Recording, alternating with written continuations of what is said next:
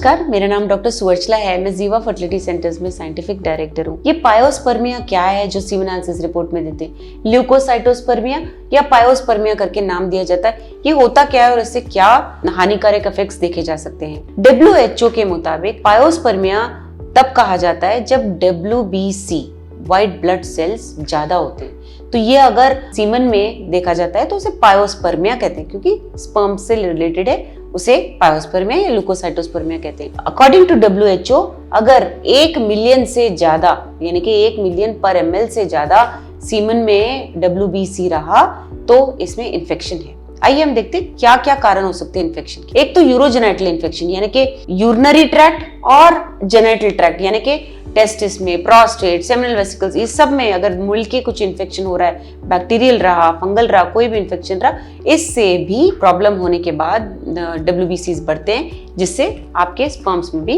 Effect देखने को मिलता है। नेक्स्ट है जेनाइटल इन्फेक्शंस। अभी genital infections commonly chlamydia, sexually transmitted होते हैं। क्लेमिडिया, गोनोरिया, सिफिलिस, इन सब के कारण लॉन्ग टर्म इफेक्ट्स बहुत होते हैं अगर आप ट्रीटमेंट ना कराओ, और बहुत सारे पुरुष इनफर्टिलिटी के शिकार होते हैं अकॉर्डिंग टू स्टडीज। तो बेसिकली सेक्सुअली ट्रांसमिटेड डिजीज ना केवल जनरल हेल्थ बट स्पर्म्स पे भी असर दिखाते हैं। ऑटो इम्यून डिजीजेस अगर हो तो भी WBCs के लेवल बढ़ जाते हैं। वैरिकोसील एक ऐसी बीमारी है जहां टेस्टिस में ब्लड का फ्लो ठीक से नहीं होता है, स्वेलिंग हो जाता है, जिसकी वजह से हीट एलिवेट होता है, यानी कि गर्मी बहुत ज्यादा हो जाती है। आप जैसे जानते हैं गर्मी ज्यादा होनी नहीं चाहिए स्पर्म प्रोडक्शन के लिए, और इस हीट के माहौल में व्हाइट ब्लड सेल्स ज्यादा होते हैं। व्हाइट ब्लड सेल्स इसीलिए रिलीज होते हैं कि आपका बॉडी फाइट करने की कोशिश कर रहा है किसी भी प्रकार के इन्फेक्शन से।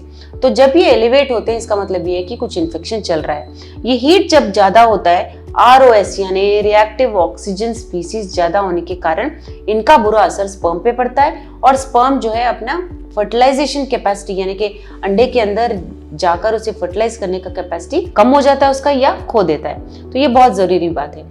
उसके बाद आता है आपके लाइफस्टाइल चेंजेस, जैसे आपने स्मोकिंग बहुत ज्यादा की है या आप अल्कोहल बहुत ज्यादा पीते हैं। इन सब कारणों की वजह से भी स्पर्म्स की क्वालिटी में बहुत चेंजेस देखे जाते हैं। यही नहीं, अगर आप डायबिटिक हैं, ओवरवेट है, इन सब के कारण भी एलिवेटेड यानी कि ज्यादा व्हाइट ब्लड सेल्स देखे गए।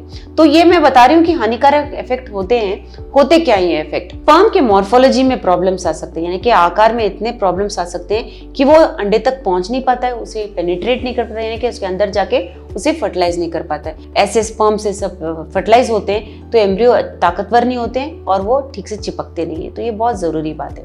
दूसरी बात यह है स्पर्म इंटीग्रिटी कहते हैं उसे, क्योंकि स्पर्म के सर में जो भी DNA आपके पिता से आने वाला है वो DNA एकदम अच्छे से पैक होता है। अगर ऐसा वातावरण रहा जहां WBC बहुत एलिवेटेड है, बहुत ज्यादा है सीमन में, तो ये जो DNA पैकेजिंग है इस पे भी असर पड़ता है, और स्पर्म का जो DNA है वो फ्रैगमेंट यानी टूट सकता है, जिसके कारण अंडे में भी जाने के बाद वो अच्छे एम्ब्रियोज नहीं बना पाता। ये एक कारण रहा। तीसरा और महत्वपूर्ण कारण ये है, और नेचर में ये देखा जाता है कि बहुत सारे पेशेंट को पता भी नहीं चलता और उनको इनफर्टिलिटी का शिकार हुए होते हैं। प्रॉब्लम ये होता है कि WBC जब ज्यादा होता है, एक्रोसोम लेयर, अगर आपको याद है स्पर्म के सर के ऊपर जो कैप होता है उसे एक्रोसोम कहते हैं। अगर ऐसे वातावरण में स्पर्म ज्यादा देर एक्सपोज रहा तो ये जो एक्रोसोम लेयर है जो बहुत जरूरी है फर्टिलाइजेशन के लिए, ये इफेक्ट हो जाता है, ये डैमेज हो जाता है। अभी जब स्पर्म अंडे तक पहुंचता है तो ये एक्रोसोम लेयर